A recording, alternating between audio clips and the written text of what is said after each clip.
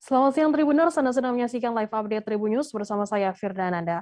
Siang ini kan kami sajikan informasi terkini dan menarik untuk Anda yang dilaporkan secara langsung oleh reporter kami di lapangan. Dan inilah live update selengkapnya. Kita ke berita pertama, Saudara Ketua RT 3 RW 11 Kompleks Masjid Agung Banten, Hairudin, mengatakan lapak pedagang di kawasan wisata religi Banten lama tersapu hingga tak ada yang tersisa. Banyak warga yang membutuhkan makanan, air minum, air bersih, selimut, MCK, dan tenda darurat. Ia berharap agar banjir di sekitar tempat tersebut agar segera surut.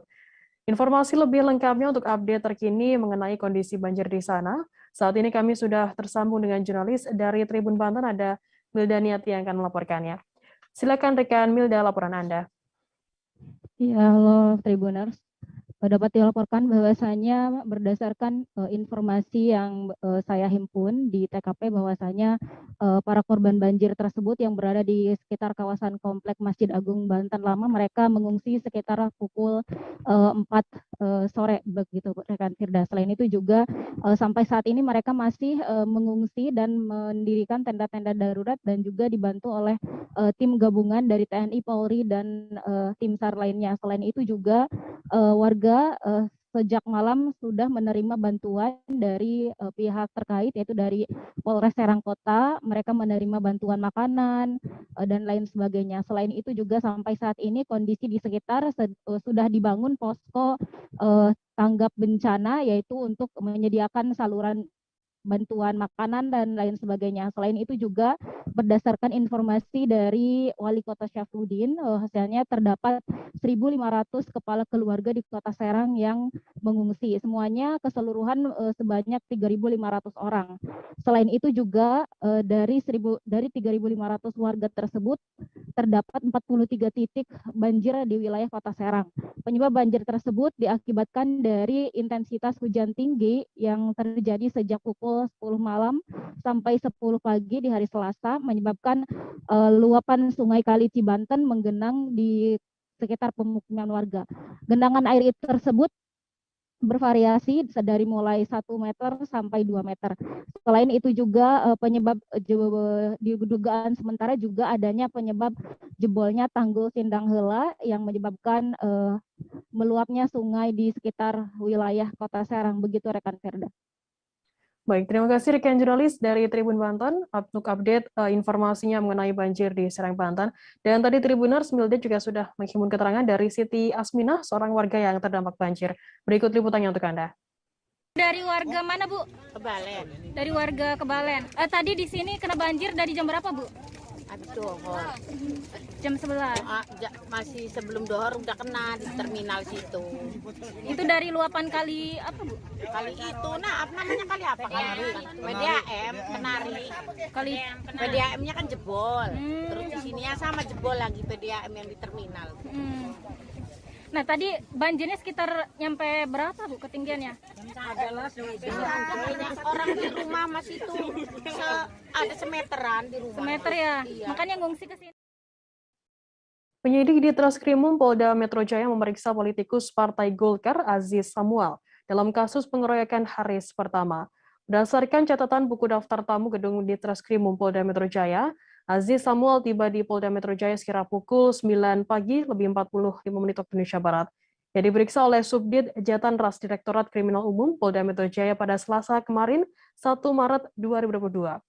Untuk mengetahui informasi lebih lengkapnya terkait hasil pemeriksaan dari pihak kepolisian, kami sudah tersambung dengan jurnalis dari tribunnews.com, ada Fandi Permana yang akan melaporkannya. Silakan rekan Fandi, laporan Anda. Baik, selamat siang Tribuners. Laporkan langsung dari Polda Metro Jaya bahwa baru saja diumumkan hasil pemeriksaan terhadap salah satu saksi terkait dengan kasus pengeroyokan terhadap Ketua Umum Komite Nasional Pemuda Indonesia Haris pertama, yaitu Aziz Samuel, seorang politisi Partai Golongan Karya, bahwa pada pemeriksaan kemarin hari Selasa tanggal 1 Maret 2022 bahwa penyidik di Treskrimum Polda Metro Jaya telah menetapkan Aziz Samuel sebagai tersangka pemeriksaan yang berlangsung selama lebih dari 12 jam itu dilakukan oleh penyidik di Treskrimum Polda Metro Jaya. Usai memeriksa Aziz sebagai saksi, penyidik langsung melakukan gelar perkara hingga kemudian Aziz ditetapkan sebagai tersangka karena diduga kuat terlibat dalam kasus pengeroyokan terhadap Haris pertama.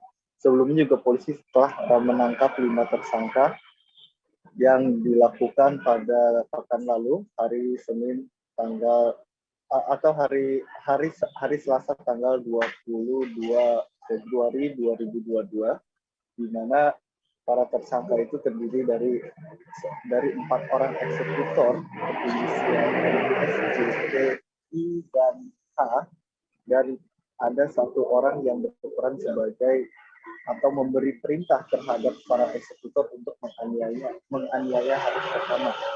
Menurut Direktur Reserse Kriminal Umum Polda Metro Jaya, Kombes Pol Tubagus Ade Hidayat, ditetapkannya Aziz Samual sebagai tersangka ini berdasarkan 2 alat bukti yang dimiliki oleh penyidik. Di antaranya terdapat keterangan dari para saksi ataupun tersangka yang sudah diperiksa dan juga bukti dari rekaman CCTV yang ada di TKP penganiayaan, yaitu restoran Garuda Cikini, Jakarta Pusat. Aziz Samual sendiri sudah ditetapkan sebagai tersangka dan langsung dilakukan pemeriksaan berita acara pemeriksaan atau BAP di hari ini, hari Rabu tanggal 2 Maret 2022. Tubagus juga menambahkan bahwa untuk motif ataupun peran masih didalami oleh penyidik hingga saat ini, sebab Aziz juga masih belum mengakui terkait dengan keterangan dari tersangka yang menyebutkan bahwa ia terlibat dalam kasus pengeroyokan terhadap Haris pertama. Diketahui juga bahwa diduga kuat Aziz Samual ini berperan sebagai salah satu aktor intelektual dalam kasus pengeroyokan ini. Untuk itu, penyidik saat ini masih bekerja untuk menemukan peran ataupun juga potensi-potensi tersangka lain dalam kasus ini, sehingga semua pihak diminta untuk bersabar untuk menunggu perkembangan informasi terkait dengan kasus pengeroyokan Haris pertama. Aziz ditetapkan sebagai tersangka dan langsung dipersangkakan dengan pasal 55 ayat 1 junto pasal 170 KUHP dalam kasus pengeroyokan Haris pertama. Diduga peran dari Aziz menyuruh para eksekutor untuk melakukan pengeroyokan sebagaimana dimaksud dalam pasal tersebut, yaitu ada 4 eksekutor yang sudah diamankan kepolisian. Diketahui bahwa eksekutor itu berinisial NS, JT, dan juga I dan H. Untuk NS dan JT sendiri dilakukan penangkapan pada Selasa pekan lalu, sementara untuk tersangka atas nama I atau Irfan dan juga H atau alias Harfi, diketahui kedua tersangka yang berperan sebagai eksekutor ini menyerahkan diri ke Polda Metro Jaya beberapa hari lalu. Sementara untuk pengembangan kasusnya sendiri, saat ini memang penyidik masih melakukan pemeriksaan lanjutan terhadap Aziz Samual yang dikenal juga sebagai politisi Golkar untuk ditemukan apakah memang ada aktor-aktor intelektual lainnya ataupun juga motif-motif yang memperkuat bahwa dugaan pengeroyokan ini didasari oleh kepentingan internal KMPI ataupun ada motif-motif lain. Firda. Baik, terima kasih rekan jurnalis dari tribunnews.com, Fandi Permana, atas laporannya mengenai update terkini penetapan tersangka dari Aziz Samual yang ternyata ditetapkan tersangka karena diduga ia merupakan aktor intelektual dari kelima tersangka eksekutor. Terima kasih, selamat bertugas kembali. Dan tadi Tribuners, Fandi juga sudah menghimpun keterangan dari Direktur Reserse Kriminal Umum Polda Metro Jaya, Kombes Pol Tubagus Ade Hidayat. Berikut liputannya untuk Anda. Tadi Pak Kabid Humas secara kronologis sudah menyampaikan tahapannya Sekarang saya mungkin akan lebih fokus kepada pertanyaan saja. Pertanyaan yang pertama adalah tentang perannya AJIS atau AS. Rekan-rekan sekalian, tadi Pak Kabid Humas sudah menyampaikan tentang tuduhan pasalnya, yaitu 551 ke 1 junto pasal 170 KUHP. Dari pasal itu, maka perannya adalah yang bersangkutan disangkakan telah menyuruh melakukan para eksekutor untuk melakukan kegiatan pengeroyokan sebagaimana dimaksud di dalam pasal 170, yang para tersangkanya 4 orang sudah semuanya diamankan kepolisian. Kemudian pertanyaan yang kedua, apa alat buktinya? Sampai dengan hasil pemeriksaan kemarin terhadap AS yang pada saat pemeriksaan saksi dan sebagai pemeriksaan tersangka masih menolak mengakui bahwa dia menyuruh melakukan. Tetapi sebagaimana pasal 184 bahwa alat bukti itu terdiri dari keterangan saksi, keterangan ahli, bukti surat atau dokumen, kemudian petunjuk dan keterangan tersangka. Jadi apapun keterangan tersangka itu boleh saja bebas, akan tetapi penyidik telah menetapkan yang bersangkutan sebagai tersangka sesuai dengan alat bukti yang dimiliki. Polres Cirebon Kota melakukan penyerahan tahap 2 berkas perkara Nur Hayati, Kaur Keuangan atau Bendahara Desa Citemu, Kecamatan Mundu, Kabupaten Cirebon. Saat ini berkas perkara kasus tersebut telah diterima oleh Kejari Kabupaten Cirebon dan akan ditindaklanjuti untuk tahap selanjutnya. Namun Kapolres Cirebon Kota KBP Fahri Siregar memastikan kasus Nur Hayati akan dihentikan sesuai hasil gelar Bareskrim Mabes Polri dan eksaminasi Kejati Jawa Barat. Informasi lebih lengkapnya akan disampaikan oleh rekan jurnalis kami dari Tribun Cirebon, ada Ahmad Imam Baihaq yang akan melaporkannya. Silakan rekan Imam, laporan Anda. Ya baik Firda. Selamat siang Tribuners. Kasus yang menyeret Nur Hayati, Bendahara Desa Citemu, Kecamatan Mundu, Kabupaten Cirebon yang ditetapkan tersangka oleh penyidik Polres Cirebon Kota resmi dihentikan setelah Kejari Kabupaten Cirebon menerbitkan surat SKP 2. Surat SKP 2 tersebut diterbitkan setelah Polres Cirebon Kota melakukan penyerahan tahap 2 berupa tersangka dan barang bukti kepada Kejaksaan Negeri Kabupaten Cirebon pada Selasa malam. Kemudian dari pihak Kejaksaan Negeri Kabupaten Cirebon menerbitkan surat tersebut dan mengantarkannya langsung ke rumah Nur Hayati di Desa Citemu, Kecamatan Mundu, Kabupaten Cirebon. Surat tersebut diterima oleh kuasa hukum Nur Hayati dan beberapa anggota keluarga Nur Hayati, dan Nur Hayati sendiri juga turut hadir yang sebelumnya tidak dapat ditemui karena sedang melakukan isolasi mandiri dan pada Selasa kemarin baru selesai isolasi mandiri. Bahkan dari saat penerimaan surat dari Kejari Kabupaten Cirebon tersebut, Nur Hayati sempat pingsan karena sangat terkejut dan tidak menyangka bahwa akhirnya kasus atau status tersangka yang selama ini diberikan oleh penyidik Polres Cirebon Kota resmi dicabut.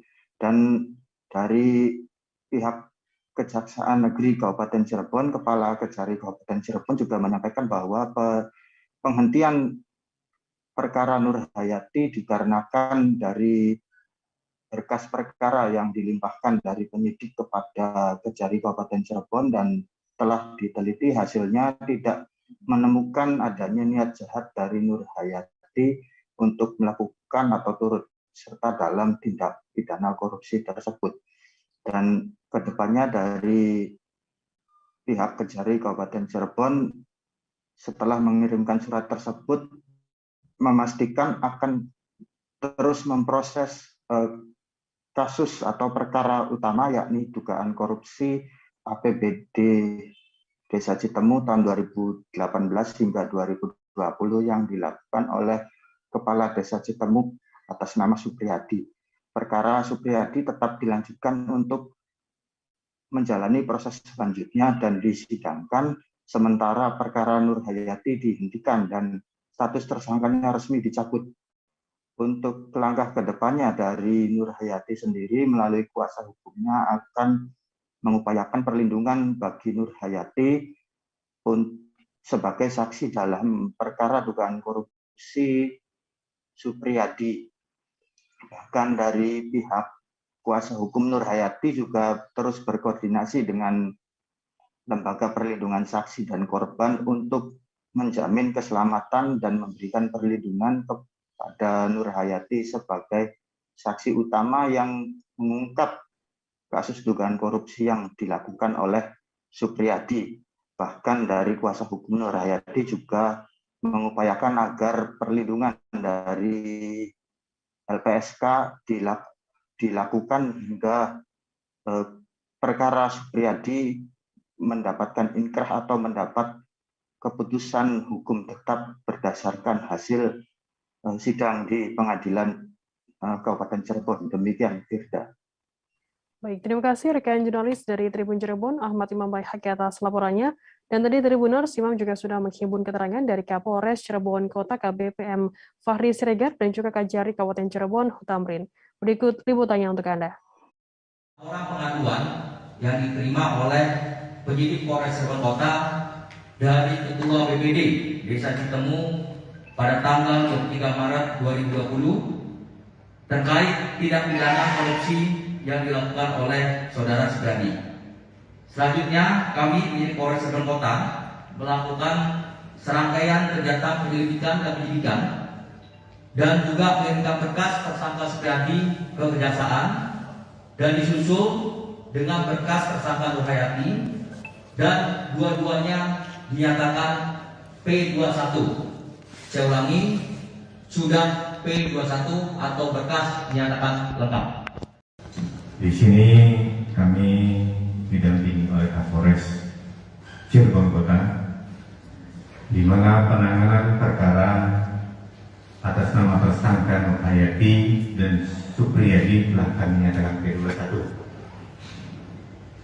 Atas kerjasama pihak Polres Cirebon Kota dan Kabupaten Cirebon, malam ini dilakukan penyerahan tahap 2 tersangka dan barang bukti kepada Kejaksaan Negeri Kabupaten Cirebon, sehingga kewenangan beralih kepada Kejaksaan Negeri Kabupaten Cirebon. Setelah P21 tersebut dilaksanakan dengan tahap 2, kami melakukan penelitian kembali terhadap perkara atas nama tersangka Nur Hayati. Berdasarkan hasil penelitian, kami Kejaksaan Negeri Kabupaten Cirebon belum mendapatkan niat jahatnya terhadap perbuatan Nur Hayati. Gusti Pangeran Haryo atau GPH Bre Cakrahutomo Wirasujiwo resmi ditetapkan sebagai Raja Kanjeng Gusti Pangeran Adipati Arya atau KGPA Mangkunegara 10. Kabar tersebut disampaikan dalam pengumuman di Pendopo Mangkunegara ke Prabon Surakarta pada Selasa 1 Maret kemarin. GPH Bre memiliki kelayakan menjadi Raja Mangkunegara 10 yang akan dinobatkan sebagai KGPA Mangkunegara ke-10 pada Sabtu 12 Maret nanti. Informasi lebih lengkapnya akan disampaikan oleh rekan jurnalis kami dari Tribun Solo, ada Mardon Widianto yang akan melaporkannya. Silakan rekan Mardon, laporan Anda. Baik, terima kasih rekan Firda. Saya akan menyampaikan informasi terkait GP Gusti Pangeran Haryo Bre resmi ditetapkan menjadi Raja Mangkunagaran 10. Gusti Pangeran Haryo atau GPH Bre Cakrahutomo Wirasujiwo resmi ditetapkan menjadi Raja Mangkunagaran atau Kanjeng Gusti Pangeran Adipati Arya KGPA Mangkunagaran Surakarta. Kabar tersebut disampaikan dalam pengumuman di Pendopo Mangkunegaran kemarin, Selasa 1 Maret 2022.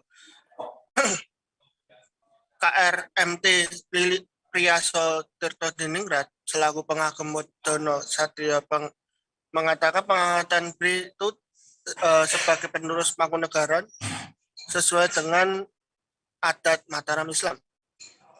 Lili mengatakan GBH BRI memiliki kelayakan menjadi Raja Mangkunegaran ke-10.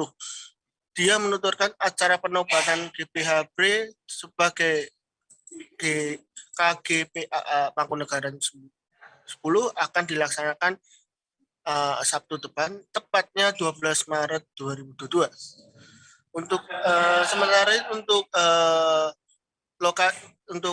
nantinya lokasi atau bagaimana nanti sistematika penobatannya masih dalam rapat. Lalu kemudian sebagai informasi, Kanjeng Gusti Pangeran Adipati Aryo Mangkunegara 10 atau lebih dikenal Mangkunegara 9 itu merupakan ayah dari BRI dan kemarin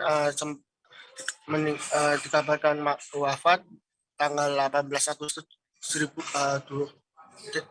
Dikabarkan wafat beberapa bulan yang lalu. Lalu kemudian muncul pengumuman pada kemarin yang menetapkan Gusti B sebagai pengganti dari Gusti Jiwo atau KGPA Mangkunegaran 9. Baik, terima kasih rekan jurnalis dari Tribun Solo, Mardon, atas laporannya.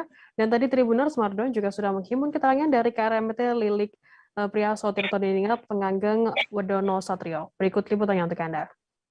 Lili, mungkin bisa dijelaskan acara hari ini apa?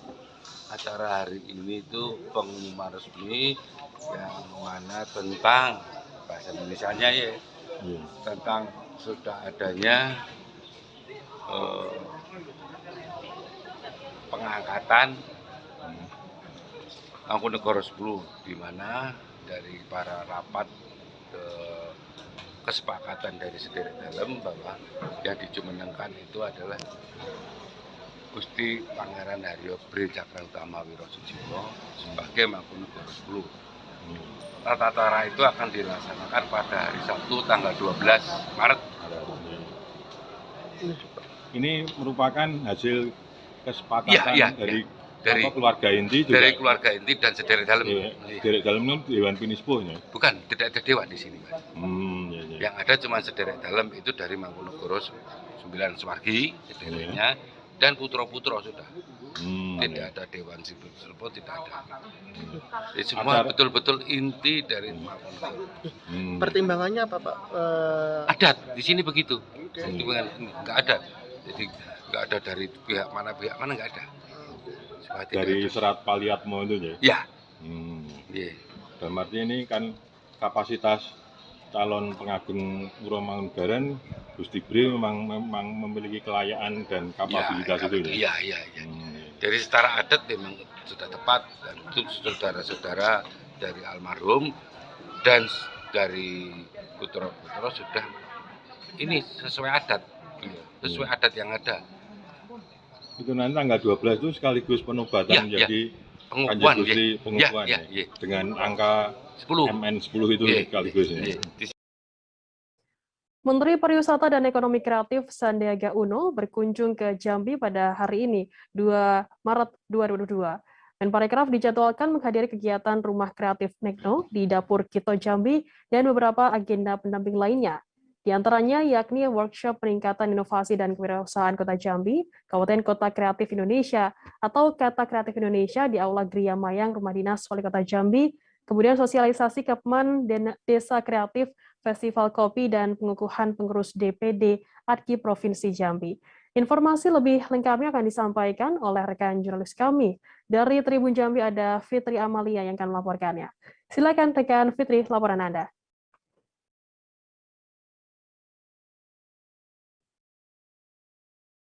Rekan Fitri, halo? Halo rekan Firda. Ya, silakan laporan Anda, rekan Fitri. Terima kasih rekan Firda. Hari ini merupakan hari pertama kunjungan kerja Menteri Pariwisata dan Ekonomi Kreatif Sandiaga Uno ke Jambi. Dan di sini Sandiaga Uno didampingi oleh staf khusus Menteri Bidang Akuntabilitas, Pengawasan, dan Reformasi Birokrasi Krisnandi, Direktur Tata Kelola Destinasi Indra Nitwa, serta perwakilan Deputi Ekonomi Digital dan Produk Kreatif. Menparekraf dijadwalkan menghadiri kegiatan Rumah Kreatif Nekno di Dapur Kita Jambi dan beberapa agenda pendamping lainnya. Dan baru saja untuk kegiatan di Rumah Kreatif Nekno di Dapur Kota Jambi baru saja selesai, rekan Firda. Dan untuk kegiatan selanjutnya akan ada workshop peningkatan inovasi dan kewirausahaan Kota Jambi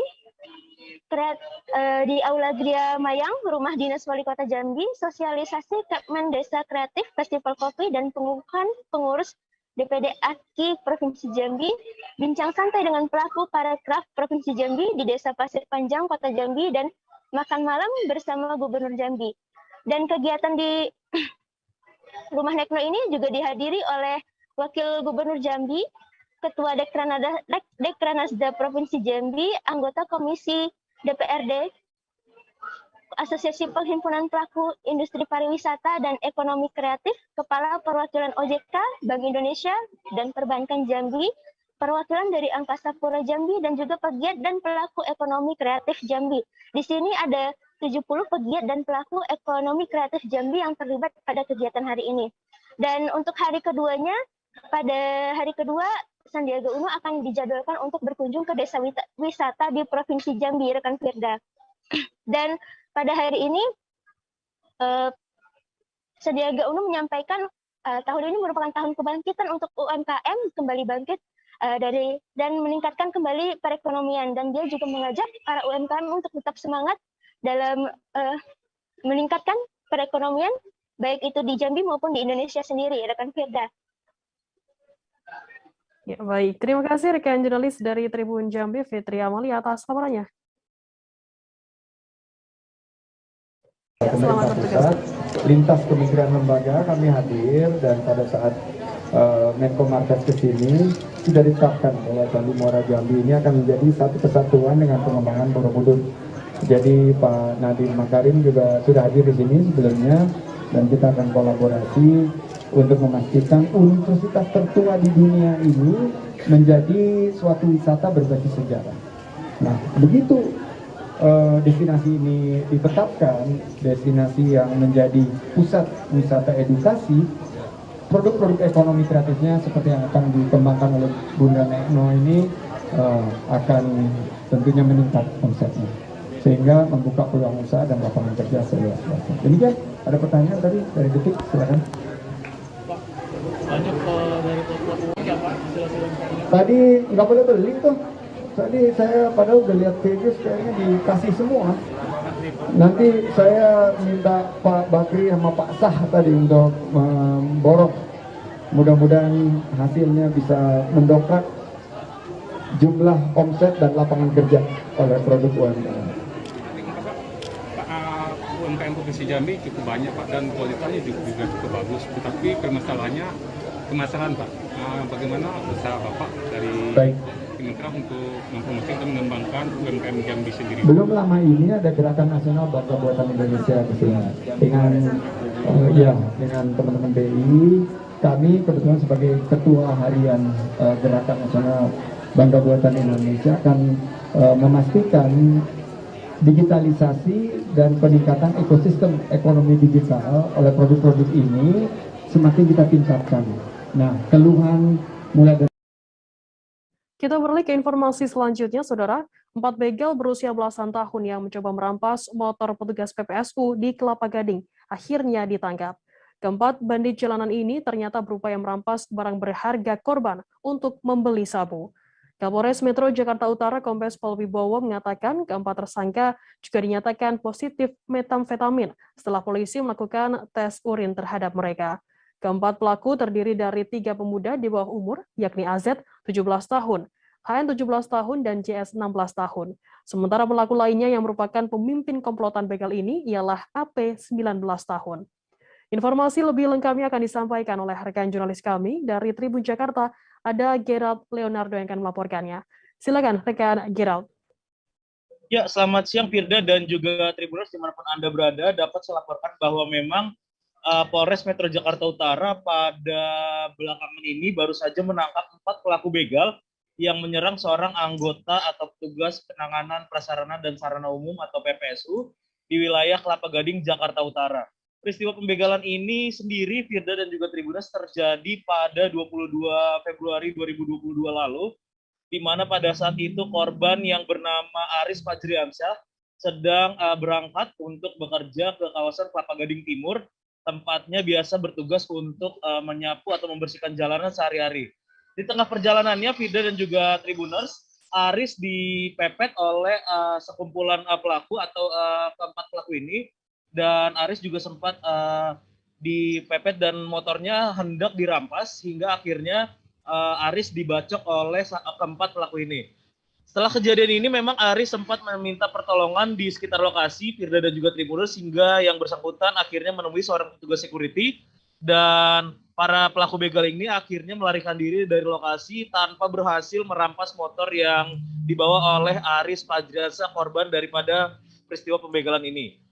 Setelah kejadian pada 22 Februari 2022 lalu, personil gabungan dari Unit Reskrim Polsek Kelapa Gading dan Polres Metro Jakarta Utara langsung bergerak cepat menangkap para pelaku, di mana memang polisi menangkap total sebanyak 4 pelaku yang 3 diantaranya merupakan anak di bawah umur dengan usia 16-17 tahun.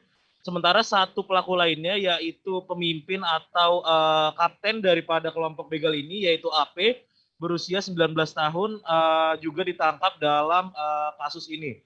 Firda dan juga Tribuners, dapat saya laporkan bahwa para pelaku begal ini memang mencoba merampas motor milik korban, sehingga nantinya apabila motor berhasil dirampas dan dijual, uang yang mereka terima akan dibelikan untuk mengonsumsi narkotika jenis sabu. Hal itu memang dapat dilihat daripada hasil tes urin yang dilakukan pihak kepolisian kepada keempat pelaku, dan memang Firda dan juga Tribuners, menurut keterangan Kapolres Metro Jakarta Utara Kombes Pol Wibowo, keempat pelaku ini dinyatakan positif metamfetamin. Firda dan juga Tribuners, keempat pelaku ini sudah ditangkap dan diamankan, dan mereka dijerat pasal 365 KUHP tentang pencurian dengan kekerasan. Firda. Baik, terima kasih rekan jurnalis dari Tribun Jakarta, Gerald Leonardo, atas laporannya. Dan tadi Tribuners, Gerald juga sudah menghimpun keterangan dari Kapolres Metro Jakarta Utara Kombes Pol Wibowo. Berikut liputannya untuk Anda.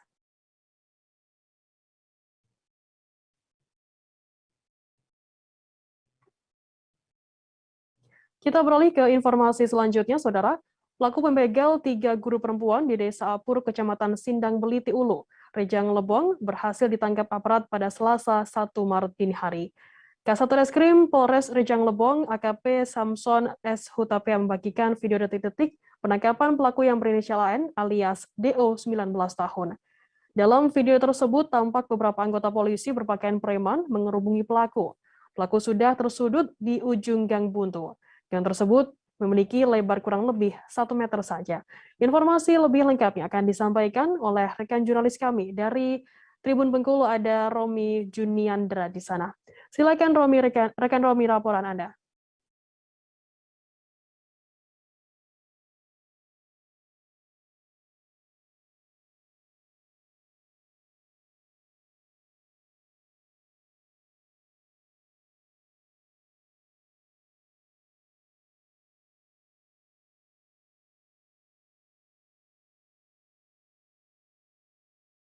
Siap.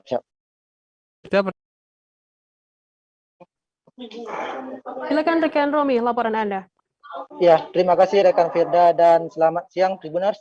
Pelaku pembegal 3 guru di Desa Apur, Kecamatan Sindang Beliti Ulu, Rejang Lebong, berhasil diamankan aparat pada Selasa dini hari. Awalnya pada Senin pukul 10 malam, petugas mendapatkan informasi bahwa pelaku atas nama DO alias AN ini 19 tahun sedang berada di Desa Apur, Kecamatan Sindang Beliti Ulu, Kabupaten Rejang Lebong. Saat itu pelaku sedang bermain kartu di tempat warga yang sedang hajatan. Kemudian pada pukul 00.15 WIB, aparat mendekati pelaku. Namun pelaku melihat kedatangan aparat dan berusaha melarikan diri ke arah belakang rumah warga. Kemudian aparat mengejar pelaku dan pelaku tersudut di gang buntu, di mana akhirnya aparat berhasil mengamankan pelaku. Saat tersudut, pelaku berusaha melawan petugas sehingga menggunakan senjata tajam sehingga petugas terpaksa melumpuhkan pelaku dengan timah panas. Kemudian Tribuners bahwa motor yang milik guru yang dirampas pelaku, awalnya pelaku meminta tebusan sebesar 2 juta rupiah. Namun kemudian ternyata motor tersebut telah digadaikan oleh tersangka atau pelaku kepada warga desa lain, tepatnya Desa Warung Pojok, Kecamatan Sindang Dataran. Sebelumnya guru korban pembegalan ini ada 3 orang, Tribuners, atas nama CDJ, EP, dan DE.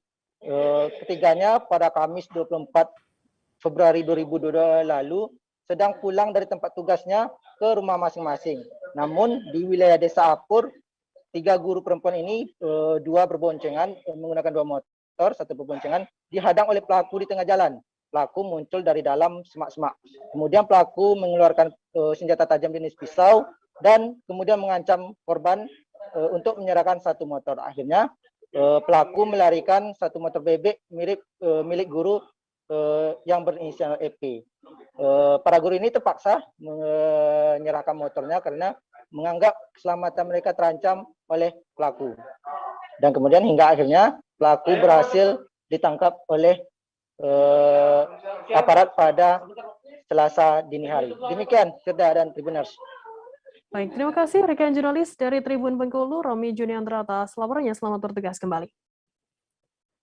Kita beralih ke informasi selanjutnya, Saudara. Direktorat Reserse Narkoba Polda Sumut menangkap 4 kurir sabu antar negara dan provinsi. Adapun kurir narkoba jenis sabu yang berhasil diamankan adalah jaringan Malaysia-Indonesia. Mereka ditangkap di 3 lokasi yang berbeda pada 23 Januari 2022 lalu. Pertama, pihaknya menangkap tersangka Arman Syah di sekitar Jalan Kolonel Yosudarso, Kecamatan Medan Utara. Motor Honda Supra X BK2033 KIH yang dikendarai Arman Syah berhasil diamankan polisi, kemudian dengan 10 kg sabu-sabu. Informasi lebih lengkapnya akan disampaikan oleh rekan jurnalis kami dari Tribun Medan, ada Freddy yang akan melaporkannya. Silakan rekan Freddy, laporan Anda. Ya baik, Firda dan juga pemirsa, jadi Direktorat Reserse Narkoba Polda Sumut itu menangkap 6 orang tersangka terkait peredaran narkotika. Jadi ada pun 6 orang itu ditangkap di 4 lokasi berbeda, masih di Medan, dan dari para tersangka ini Polda Sumut itu mengamankan narkotika jenis sabu itu seberat 59 kg dan ganja seberat 53 kg gitu dari para tersangka, dan mereka ini ditangkap di hari yang sama, yakni pada 23 Januari lalu. Nah, mereka ini saat ditangkap mereka mengaku menerima upah sebagai kurir. Untuk ganja itu per kilonya itu sekitar Rp200.000, sementara untuk narkotika jenis sabu-sabu mereka itu diberikan upah sekitar Rp5 juta begitu untuk sekali pengantaran. Nah, untuk narkoba jenis sabunya itu didapat dari Malaysia begitu. Jadi dari Malaysia dikirim ke Banda Aceh, ke Aceh, lalu dikirim lagi ke Pelabuhan Tanjung Balai, kemudian barulah masuk ke Medan melalui jalur laut. Dan kemudian untuk ganja seberat 30 kg itu berasal dari Aceh yang dikirim langsung menggunakan mobil ke Kota Medan. Nah, terhadap para tersangka ini, mereka ini untuk yang sabu-sabu itu dikenakan pasal 114 ayat 2 subsidiar, pasal 112 ayat 2, sementara tersangka kurir ganja dikenakan pasal 114 ayat 2 subsidiar pasal 11 ayat 5. Dan saat ini berkas mereka itu sudah dilimpahkan di Kejaksaan Tinggi. Jadi mereka itu sudah ditahan dan prosesnya sedang berjalan begitu, Firda. Baik, terima kasih rekan jurnalis dari Tribun Medan, Freddy atas laporannya. Selamat bertugas kembali. Dan tadi Tribuners, jurnalis kami juga sudah menyimak keterangan dari Direktur Reserse Narkoba Polda Sumut, Kombes Wisnuaji. Berikut liputannya untuk Anda. Akan total adalah 61.017,05 gram dan ganja seberat 53 gram. Itu beberapa hal yang perlu saya sampaikan rekan-rekan berkaitan dengan pelaksanaan kegiatan operasi antik dan juga hasil pengungkapan Direktorat Narkoba selama pra-operasi antik pada bulan Januari. Mungkin demikian Pak Kabid Humas yang perlu kami sampaikan. Satgas Pamtas RI Malaysia Yunarmed 18 Komposit mengamankan penyelundupan 6 kardus berisi ribuan jenis kosmetik yang diduga berasal dari Filipina Selasa 1 Maret. Pasintel Satgas Pamtas RI Malaysia Yunarmed 18 Komposit, Letu Iriski Kurnia Hakiki mengatakan pihaknya melaksanakan patroli di area Patok 2, Desa Aji Kuning, Sebatik Tengah, Kabupaten Nunukan. Dari kegiatan patroli tersebut ditemukan barang berupa kosmetik sebanyak 6 dus, tepat di pos Dalduk Aji Kuning. Informasi lebih lengkapnya akan disampaikan oleh rekan jurnalis kami dari Tribun Kaltara, ada Febrianus Felis yang akan melaporkannya. Silakan rekan Felis, laporan Anda. Baik, Firda dan Tribuners, dapat saya laporkan kembali Satgas Pamtas RI Malaysia Yunarmed 18 Komposit pada Selasa tanggal 1 Maret 2022 melakukan pengamanan terhadap penyelundupan 6 kardus berisi ribuan jenis kosmetik yang disinyalir berasal dari Filipina. Pasintel Satgas Pamtas RI Malaysia Yunarmed 18 Komposit, Rizky Kurnia Hakiki menjelaskan kegagalan ribuan jenis kosmetik itu bermula saat pihaknya melaksanakan patroli di area Patok 2 Desa Aji Kuning, Sebatik Tengah, Kabupaten Nunukan. Dari kegiatan patroli itu ditemukan barang berupa kosmetik sebanyak 6 dus tepat di pos Dalduk Aji Kuning. Menurut Rizky, saat ditemukan sebagian kosmetik itu sudah dirangkai menjadi satu paket dan siap dijual. Satu paket kosmetik yang dirangkai terdiri dari jenis sabun mandi, facial cream, facial toner, dan sunscreen. Kosmetik tersebut diselundupkan ke Indonesia lewat Pulau Sebatik. Soal harga jual, Rizky mengaku tidak tahu persis, namun perkiraannya per paket harga jualnya sebesar 200.000. Terkait dengan kosmetik tersebut, apakah sudah terjual atau belum, kata Rizky pihaknya akan terus melakukan pendalaman. Kini 6 kardus berisi ribuan jenis kosmetik itu telah diserahkan kepada Bea Cukai Nunukan. Sementara itu, Kepala Seksi Kepatuhan Internal dan Penyuluhan Bea Cukai Nunukan, Sri Hardi Wianto, menuturkan pihaknya akan segera menetapkan ribuan jenis kosmetik itu menjadi barang milik negara bila mana memang tidak ada pemiliknya. Dengan kata lain, kosmetik itu tidak akan dimusnahkan bila pemiliknya bisa memenuhi persyaratan impornya. Sesuai Undang-Undang Nomor 17 Tahun 2006 tentang perubahan atas Undang-Undang Nomor 10 Tahun 1995 tentang Kepabeanan, yang bersangkutan dapat dipidana karena melakukan penyelundupan di bidang impor dengan pidana penjara paling singkat 1 tahun dan pidana penjara paling lama 10 tahun dan pidana denda paling sedikit 50 juta dan paling banyak 5 miliar rupiah. Demikian laporan sementara yang bisa disampaikan dari Kabupaten Nunukan, Kalimantan Utara. Felix, kembali ke Firda di studio. Baik, terima kasih rekan Felis dari Tribun Kaltara melaporkan langsung dari Nunukan, dan tadi Tribuners jurnalis kami juga sudah menyimak keterangan dari Pasintel Satgas Pamtas RI Malaysia Yunarmed 18 Komposit, Letu Rizky Kurnia Hakiki. Berikut liputannya untuk Anda. Oke, baik, siap. Jadi kronologis dari kejadian pengamanan barang kosmetik hari ini itu bermula dari pada pagi hari sekitar kurang lebih jam 8. Itu anggota kami yang ada di SSK 1 Sebatik di pos Aji Kuning itu melaksanakan kegiatan sweeping patroli di sekitar pos Dalduk kami di area Patok 2 di Desa Aji Kuning. Selanjutnya dari kegiatan kami itu terdapat laporan dari masyarakat kok ada kurang lebih 6 kardus. Tribuners, selesai jeda kami akan kembali dengan informasi menarik lainnya, tetaplah di Live Update. Oke, apa kabar Bang Ariski di sini untuk strateginya? Kalau saya sendiri di Jumip 37 ini yang semalam baru mulai, saya udah pasti. Sebenarnya aku nggak ngerasa itu penangkapan atau penggerbegan atau apapun itu. Karena gini loh, posisinya aku kriteria. Jadi kita mengenal disebut dengan stroke yang tidak berdarah dengan stroke yang berdarah. Stroke yang tidak berdarah itu biasanya ditandai dengan adanya penyumbatan. Kalau itu terjadi di sini mungkin pikirnya tidak ke situ kali ya, tapi kalau di Korea atau di Kamboja itu ada beberapa paper yang saya itu mas, ya, dulunya tukang koran. Oh gitu ya. Tukang koran. Ya, saya baca itu Pak. Tuh kan pernah baca kan? Ya. Jadi kalau saya jadi pangdam itu udah bersyukur banget. Si anak ini dijadikan sebagai tersangka begitu.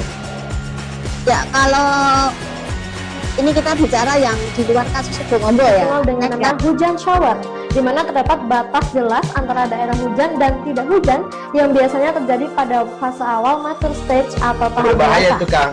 Jadi mulai artinya terjadinya perlembekan. Nah itu untuk penetrasi akan sulit. Gitu ya. Dok, saya ini menurut saya memang tidak mudah, bukan urusan tanah diambil.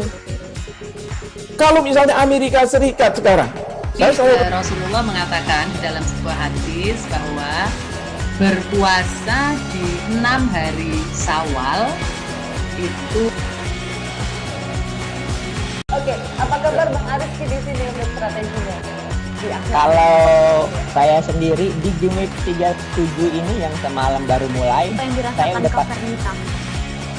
sebenarnya aku nggak ngerasa itu penangkapan atau penggerbegan atau apapun itu. Karena gini loh, posisinya aku kriteria. Jadi kita mengenal disebut dengan stroke yang tidak berdarah dengan stroke yang berdarah.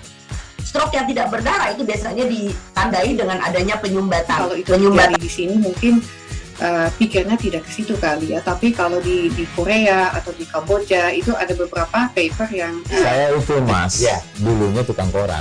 Oh gitu ya. Tukang koran. Ya, saya baca itu Pak. Tuh kan pernah baca kan? Ya. Jadi kalau saya jadi pangdam itu udah bersyukur banget. Si anak ini dijadikan sebagai tersangka begitu. Ya kalau ini kita bicara yang di luar kasus Bongombo ya. Dengan nama hujan shower, di mana terdapat batas jelas antara daerah hujan dan tidak hujan yang biasanya terjadi pada fase awal mature stage atau tahap berbahaya dewasa. itu Kang. Jadi mulai artinya terjadinya perlembekan. Nah itu untuk penetrasi akan sulit. Gitu ya. Dok, saya ini menurut saya memang tidak mudah, bukan urusan tanah diambil. Kalau misalnya Amerika Serikat sekarang, Rasulullah mengatakan di dalam sebuah hadis bahwa berpuasa.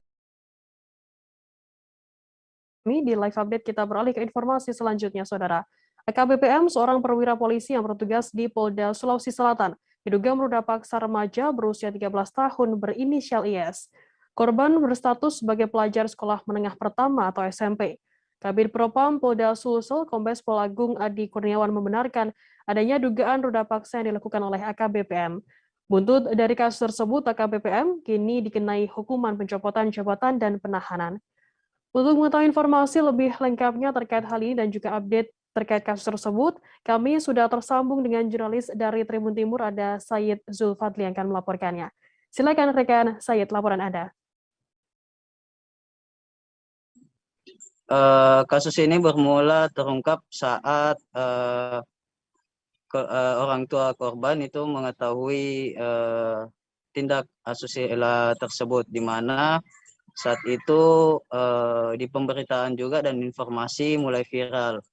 Mengetahui hal tersebut, Kabid Propam Polda Sulsel langsung mengunjungi rumah korban dan memintai keterangan korban, di mana kasus ini bermula saat sang korban menjadi asisten rumah tangga atau bekerja di rumah terduga pelaku yang berinisial M, berpangkat AKBP itu.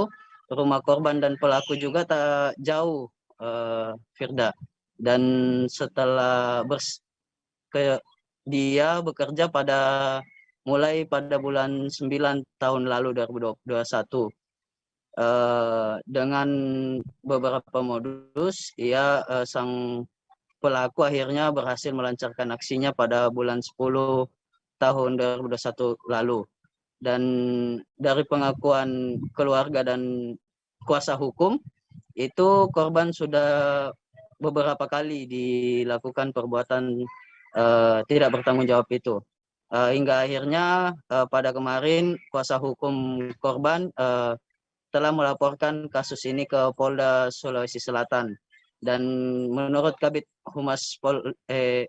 Propam Polda Sulsel, kasus ini akan menjadi atensi dan segera ditindaki, dan terduga pelaku juga telah diamankan di Polda Sulsel. Begitu, Firda. Baik, terima kasih rekan jurnalis dari Tribun Timur, Said Zulfadri atas laporannya. Dan tadi Tribuners, Said juga sudah menghimpun keterangan dari kuasa hukum korban Amiruddin dan juga Kabid Propam Polda Sulsel, Kombes Pol Agung Adi Kurniawan. Berikut liputannya untuk Anda. Kalau kedatangan kami dari Bid Propam, ya utamanya adalah kami menindaklanjuti adalah yang laporan itu ya. Kebetulan sebelum kemarin yang dari pihak keluarga melapor, muncul viral sehingga tanpa ada yang memerintah pun suatu kewajiban kami untuk menindaklanjuti, melakukan pendidikan apakah benar atau tidak yang sudah dilaporkan itu. Sejauh ini bukan ini pemeriksaan atau pertanyaan awalnya apa dan kalau untuk sementara ini ya kami masih dalami. Intinya bahwa Propam dalam ini perintah Pak Kapolri melalui Pak Kapolda dan ke saya, kita tindak tegas. Kalau nanti terbukti kita proses tuntas, baik itu pidana maupun kode etiknya. Izinkan kalau informasi awal seperti apa dari informasi di Propam? Nanti biar Pak Kabid Humas saya menjelaskan ya, nanti biar satu pintu saja. Ya, kemudian data kami lempar ke Pak Kabid Humas. Intinya bahwa Propam sudah mendalami. Begitu juga kami dari tadi gabung juga dari Krimum pun juga sudah mendalami. Jadi kita secepatnya akan diproses. Gitu. Yang dimaksud ini dari pihak korban itu memang dari ini kesatuan apa dan pangkatnya apa dan salah satu oknum di Ditpol Air ya, karena sudah viral ini, salah satu oknum di Ditpol Air dengan pangkat AKBP dan inisialnya M. Apakah sudah ada laporan terkait korban masuk ke? Kalau untuk laporan dari keluarga, setelah kami jemput bola, yang bersangkutan sudah melaporkan secara resmi ke Propam. Sebenarnya meskipun belum nggak lapor ke Yanduan, tapi dengan temuan kami buatkan laporan di model A. Oh, model A. Polda Sulawesi Selatan. Nah, tentunya kami berharap agar kasus ini menjadi atensi karena bagaimanapun juga apapun alasannya, kasus ini harus ditindaklanjuti baik secara kode etik maupun secara pidana. Oleh karena itu, harapan saya untuk besok agar laporan kami itu bisa diterima secara transparan dan sesuai prosedur yang berlaku. Memang kasusnya seperti apa nih? Bisa dijelaskan sedikit. Jadi intinya adalah bahwa kalau saya melihat ketika ini berlanjut pelaporan, ada kecenderungan itu selain pencabulan ya, hubungan seks di bawah umur, dan ada kemungkinan akan berkembang ke trafficking. Muhammad Yusuf, 46 tahun, seorang ex-kombatan GAM yang lebih dikenal Burak, meninggal dunia setelah ditembak di bagian lehernya saat duduk di sebuah warung kopi Desa Alungom, Kecamatan Nibong, Aceh Utara pada Selasa 1 Maret kemarin. Setelah kejadian tersebut, jasad pria asal Desa Matang Mane, Kecamatan Tanah Luas, langsung dievakuasi petugas medis Puskesmas Nibong dengan menggunakan ambulans. Burak sendiri pernah berselisih paham dengan seorang warga setempat berinisial A. Bahkan sehari sebelumnya, Burak sempat berkelahi dengan pria berinisial A tersebut. Untuk mengetahui informasi lebih lengkapnya akan disampaikan oleh rekan jurnalis kami dari Islami News Indonesia, ada Jafaruddin yang akan melaporkannya. Silakan rekan Jafar, laporan Anda. Baik, Firda, dapat kami laporkan kemarin tanggal 1 Maret 2022 terjadi penembakan terhadap seorang ex-kombatan GAM bernama Aim Yusuf atau yang lebih dikenal dengan Burak saat duduk di sebuah warung kopi di kampungnya di Desa Alungom, Kecamatan Nibong, Kabupaten Aceh Utara. Berdasarkan penjelasan daripada polisi, pelaku diduga melakukan penembakan itu dengan jarak yang sangat dekat, sekitar 15 meter dari lokasi atau tempat duduknya korban. Nah, hasil daripada penyelidikan polisi, kasus ini atau motif ini ternyata ada cekcok mulut 1 hari sebelumnya, bahkan pihak aparat desa setempat itu sudah berupaya mendamaikan persoalan antara si korban dengan keluarga si pelaku, karena berdasarkan juga hasil daripada penyelidikan polisi diketahui beberapa hari sebelumnya korban mendatangi rumah dari si A ini yang diduga sebagai pelaku yang melakukan penembakan terhadap korban tersebut. Nah, hasil penyelidikan polisi juga diketahui bahwa senjata yang digunakan itu adalah senjata jenis senapan angin atau juga polisi menyebutnya itu jenis senjata air gun begitu. Nah, sampai sekarang ini polisi sedang terus melakukan proses penyelidikan, mengumpulkan keterangan dan mengumpulkan barang bukti untuk memburu pelaku yang sudah dikantongi identitasnya berinisial A, karena setelah kejadian tersebut si pelaku sudah kabur atau sudah melarikan diri dari lokasi tersebut. Informasi juga Polres Aceh Utara bersama Polsek Nibong dan juga dibantu oleh Polda Aceh sedang terus melakukan pemburuan terhadap pelaku yang sudah kabur itu.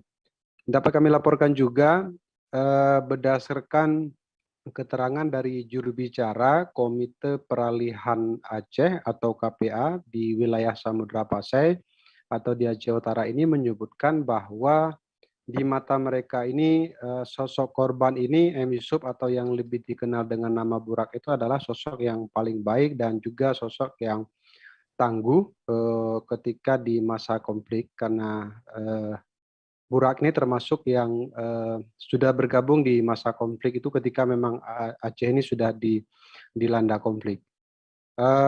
Dapat kami laporkan juga bahwa dari keterangan daripada pihak keluarga korban juga demikian, bahwa pihak keluarga hanya mengetahui bahwa antara si M. Yusuf atau yang lebih dikenal dengan Burak ini hanya sedikit berselisih paham karena ada korban ini menyebutkan kepada si A ini dengan kata-kata yang agak sedikit dengan kata-kata pungu seperti itu, sehingga pihak daripada keluarga si A tidak bisa menerima dan melakukan perbuatan penembakan tersebut. Pihak keluarga berharap dan KPA juga berharap agar polisi terus mengusut tuntas kasus tersebut sehingga diketahui motif yang sebenarnya dan juga terungkap siapa saja yang pelaku yang terlibat dalam kasus tersebut.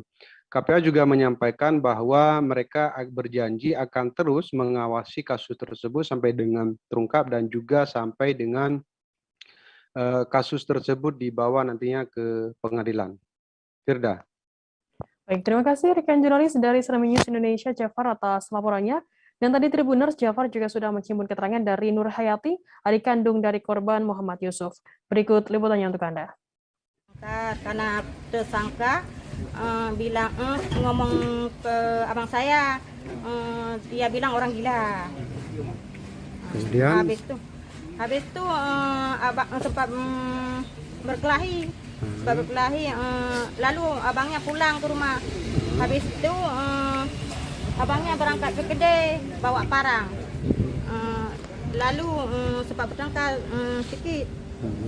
Habis itu saya kurang tahu kalau kayak gitu kan.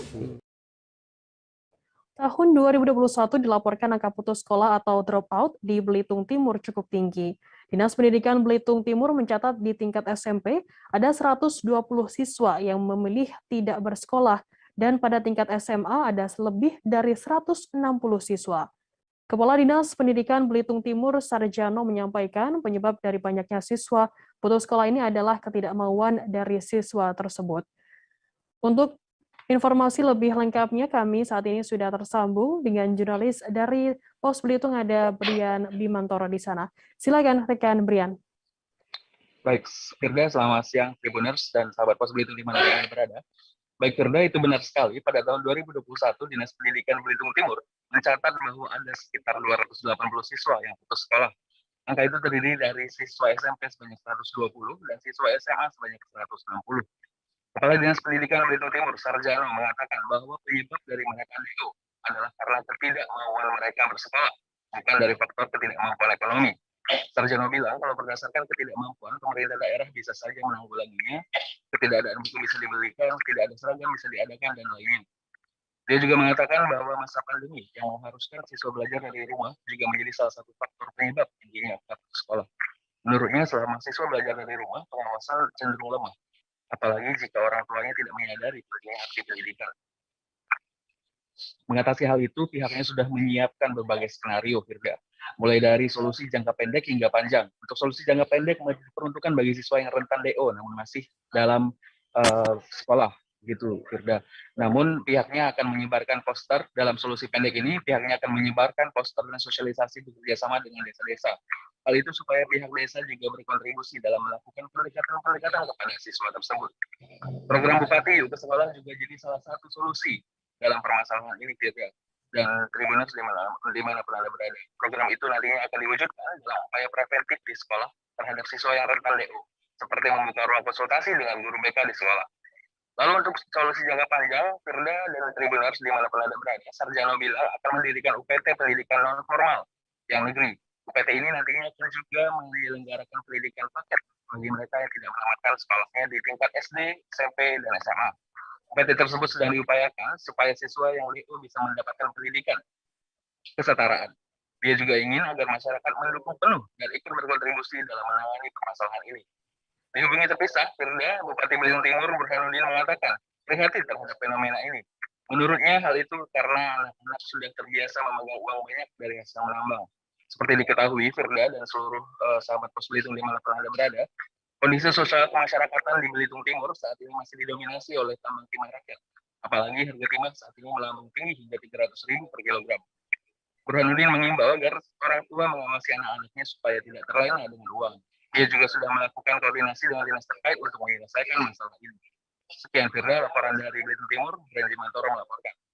Ya, baik. Terima kasih rekan Brian dari Polres Belitung atas laporannya. Dan tadi Tribuners, Brian juga sudah menghimpun keterangan dari Kepala Dinas Pendidikan Belitung Timur, Sarjano. Berikut liputannya untuk Anda. DO kita itu jelas sekali kalau di dalam pandemi kemarin, dalam satu tahun itu SMP itu lebih dari 120. Lebih dari 120. SMA bahkan SMA itu paling tinggi tuh, ada 160-an ada berapa? Itu selama SMA. 2021, Pak? Selama 2021 sih ya untuk ini. Jadi ya mungkin tadi salah satu kontribusi yang menyebabkan DO tadi karena kita menerapkan pembelajaran dari rumah tadi. Ya, karena pembelajaran di rumah tadi kan kesempatan waktu mereka itu dan pengawasannya juga cenderung kurang kan ya, pengetahuan mereka ini tinggi, kemudian kesempatan untuk kerja mereka itu tinggi. Nah, dan dengan itu juga ternyata timbul masalah sosial yang lain. Apa masalah sosial yang lainnya? Pernikahan dini di Belitung Timur itu juga tinggi. Mungkin salah satu kontribusinya dari pembelajaran di rumah tadi gitu kan. Menurut saya figur yang cocok karena dia punya kompetensi, dia punya kemampuan. Wali Kota Kendari Asrun akhirnya bisa menghirup udara bebas setelah resmi keluar dari Lembaga Pemasyarakatan atau Lapas Kelas 2A Kendari pada Selasa 1 Maret kemarin. Sanak keluarga dan kerabat sudah menunggu detik-detik mantan Wali Kota Kendari 2 periode itu keluar dari lapas. Selain Asrun, putranya Adriatma Dwi Putra juga resmi bebas di hari yang sama. ADP dijemput sang istri, Siska Karina Imran, dan para simpatisan di Rutan Kolaka. Untuk mengetahui informasi lebih lengkapnya, saat ini kami sudah tersambung dengan jurnalis dari Tribun News Sultra. Ada Amel Dadev yang akan melaporkannya. Silakan, rekan Amel, laporan Anda. Ya, baik. Terima kasih, rekan Firda. Ya, perlu kami sampaikan, tepatnya kemarin, 1 Maret 2022, mantan Wali Kota Kendari periode 2007 hingga 2012, kemudian lanjut periode 2012 hingga 2017 yaitu Asrun, dan juga anaknya yang juga mantan Wali Kota Kendari periode 2017 hingga periode 2022, Adriatma Dwi Putra. Ya, mereka dibebaskan kemarin. Dan untuk diketahui, Firda, Asrun dan ADP, sapaan akrab Adriatma Dwi Putra ini merupakan tahanan KPK sebelumnya. Ya, mereka keduanya ini merupakan tahanan KPK yang dijerat kasus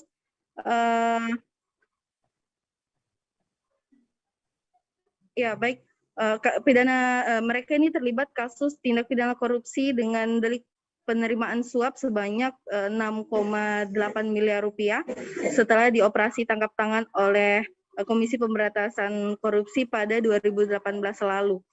Ya, untuk Asrun sendiri ditahan di Lembaga Pemasyarakatan kelas 2A Kendari, sementara ADP ditahan di Rumah Tahanan Kolaka. Ya, keduanya bebas bersamaan kemarin, dan mereka menggelar tasyakuran di kediaman Asrun di Jalan Syekh Yusuf Korumba, Kecamatan Mandonga, Kota Kendari siang hari. Ya, terpantau dari kami, Firda, suasana di rumah Asrun kemarin sangat begitu dipadati simpatisan warga Kota Kendari yang ingin melihat langsung menyambut kedatangan Asrun dan juga ADP. Ya, tasyakuran yang dilakukan di kediaman Asrun kemarin juga dihadiri beberapa pejabat di Sulawesi Tenggara dan juga politisi, diantaranya Kepala Kanwil dan Divisi Lapas Kemenkumham Sultra, kemudian ada anggota DPRD Sulawesi Tenggara yaitu Heri Asiku, kemudian ada Sekretaris DPD Gerindra Sultra, kemudian bahkan hadir juga Bupati Konawe Keri Saiful Konggoasa. Ya, kemarin saat ADP tiba, warga langsung berkerumun dan menyaksikan secara langsung pertemuan haru antara Asrun, ADP, dan sanak keluarga yang ditinggalkan selama 4 tahun terakhir ini. Ya, mereka juga berbagi cerita, Firda, selama di lapas dan rutan. Khusus Asrun sendiri lebih memanfaatkan waktunya untuk mendekatkan diri kepada Tuhan, lebih banyak membaca Al-Quran, menambah hafalannya, dan juga seringkali dijadikan khotib di lapas. Sementara ADP sendiri menghabiskan masa di rutan Kolaka dengan berolahraga dan juga membaca buku. Ya, kegiatan aktivitas itu mereka lakukan selama di rutan, dan mereka mengaku sebelumnya mereka tidak pernah melakukan kegiatan itu. Setelah di lapas, mereka lebih banyak menghabiskan waktu memperbaiki diri dan berharap kedepannya bisa menjadi lebih baik lagi. Ya, untuk ADP sendiri juga mengaku di pemilihan berikutnya di tahun 2024 tidak ada niat untuk bergabung kembali dengan partai politik atau terjun ke dunia politik, lantaran ingin fokus ke dunia bisnis. Dan ADP juga mengaku justru mendukung sang istri, yakni Siska Karina Imran, yang saat ini merupakan wakil wali kota Kendari periode 2022-2024 ini. Ya, Siska Karina Imran ini didukung oleh ADP untuk maju di Pilwali 2024 mendatang. Seperti itu, Firda. Baik, terima kasih rekan jurnalis dari Tribun News Sultra, Amelda Devi, atas laporannya. Dan tadi Tribuners, Amelda juga sudah menghimpun keterangan dari pihak terkait, dan berikut liputannya untuk Anda. Puan di atas saya. Kenapa saya bilang di atas saya? Karena dia bisa mengerjakan berbagai macam tanggung jawab secara bersamaan dalam posisinya dia sebagai perempuan, sebagai ibu, dan juga tanggung jawab yang hilang dari saya. Jadi menurut saya itu sudah luar biasa. Bang, kenangan apa yang paling tidak diingat? Kenapa? Karena menjadi pemimpin itu, menjadi wali kota misalnya ya ke depannya, atau menjadi apa, ya itu memang perlu manajemen. Jadi dia bisa manage semua waktunya, kegiatannya bisa diatur. Jadi yang penting. Teman-teman yang lupa sama abang siapa bang? Yang tadi bang? Ayam Indek sebenarnya saya bebas sih.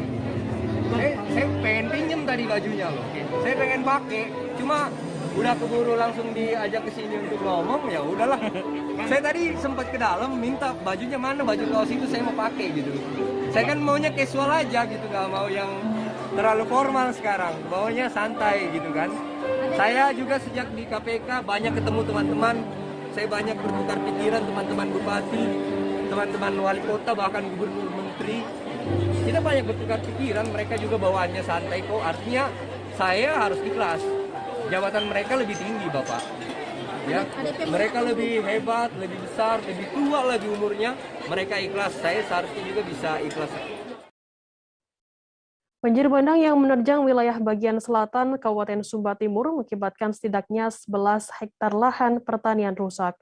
Kepala Bidang Kedaruratan Badan Penanggulangan Bencana Daerah Kabupaten Sumba Timur, Hanis Drojoro, mengatakan menyebut akibat banjir yang berlangsung pada Senin 28 Februari kemarin, 11 hektar lahan pertanian terdampak.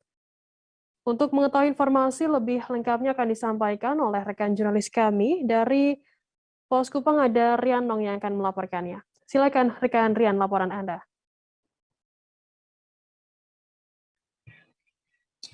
Selamat siang Firda dan Tribuners semuanya. Dapat saya laporkan dari Kota Waingapu di Kabupaten Sumba Timur, telah terjadi banjir bandang di wilayah selatan Kabupaten Sumba Timur, tepatnya di 2 desa, yaitu Desa Rai Madita dan juga Desa Ananjaki di Kecamatan Karera, yang terjadi pada hari Senin tanggal 28 Februari 2022 yang lalu.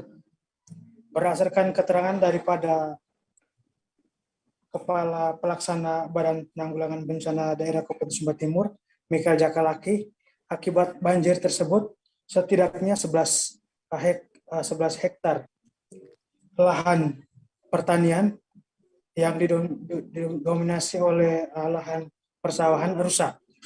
Selain itu juga, Firda dan Tribunnya semua, akibat banjir bandang yang terjadi juga mengakibatkan sebanyak 150 kepala keluarga di Desa Premadita dan juga 50 kepala keluarga di Desa Ananjaki terdampak langsung banjir. Pasca banjir, Firda dan juga Tribuner semua, pemerintah kabupaten sudah mendistribusikan bantuan darurat berupa beras dan juga mie. Distribusi bantuan dilaksanakan kemarin hari Selasa tanggal 1 Maret oleh tim dari BPBD, kemudian Dinas Sosial, dan juga Dinas Teknis terkait. Hingga berita ini saya laporkan, kondisi di 2 desa tersebut sudah berangsur membaik dan banjir sudah surut. Demikian Firda. Baik, terima kasih rekan jurnalis dari Pos Kupang, Rian Nong, atas laporannya mengenai banjir di sana. Dan tadi Tribuners, Rian juga sudah menghimpun keterangan dari Kepala Pelaksana BPBD Sumba Timur, Mikael Kakalaki. Berikut liputannya untuk Anda.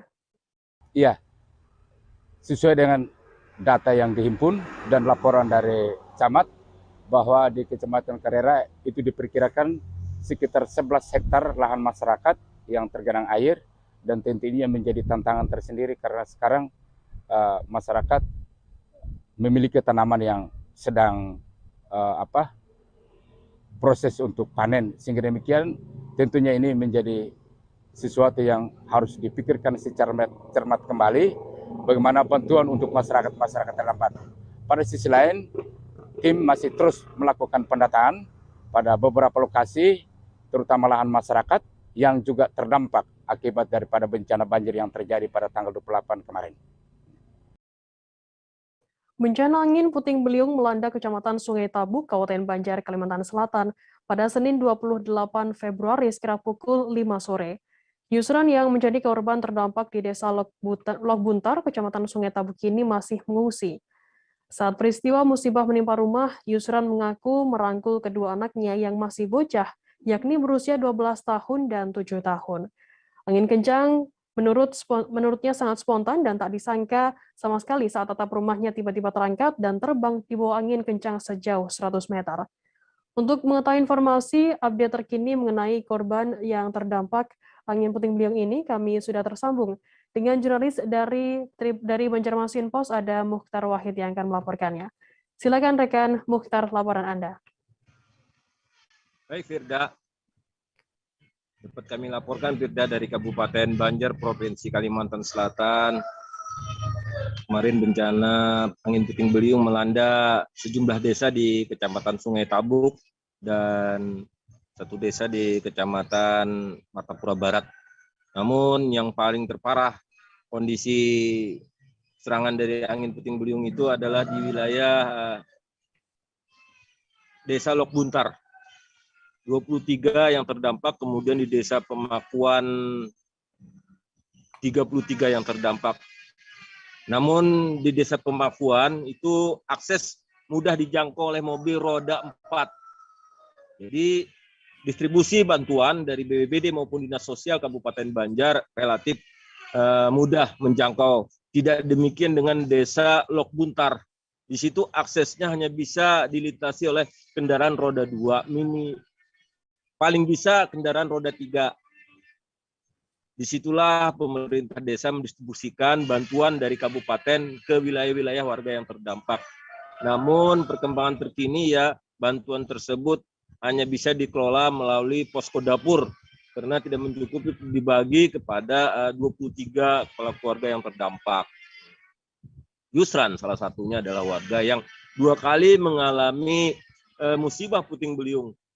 Awalnya itu malam hari pada Desember 2021, kemudian tanggal 28 Februari sore hari pukul sekitar 17 dia mengalami yang kedua kali musibah dan itu memporak-porandakan rumahnya 100% rusaknya sehingga dia terpaksa mengungsi bersama 1 istri dan 2 orang anaknya yang berusia 12 tahun dan 7 tahun.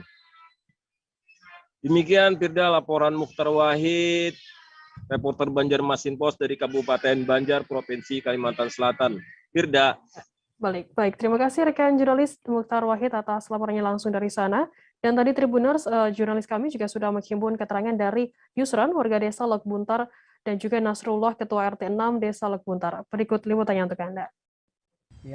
Yang dialami Pak Yusran nih nah. Ya, rencananya sangat prihatin Bang pada warga ulun ini. Pertamanya 2 kali sudah mengalami yang sangat memprihatin lagi kepada anaknya yang halus itu kayaknya trauma benar Pak.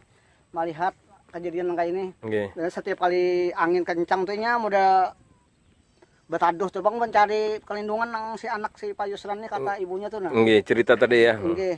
Jadi seperti apa rencananya? Adakah pemerintah desa atau lewat PRT? Kita khususnya RT mengharapkan Bang bantuan kepada warga kita di lingkungan RT 6 ini yang mana terdampak tuh kan 6 buah rumah, 5 yang berat, jadi mengharapkan benar bantuan dari pemerintah kepada masyarakat kita di sini khususnya dan umumnya di Lok Buntar secara keseluruhan. Betul. Kemudian dari 5 rumah tuh Pak Yusran ini kayak yang 2 kali atau ada juga? Pak Yusran yang 2 kali, yang lainnya seingat Pian. Ibu Aisyah tadi 2 kali juga. 2 kali sama.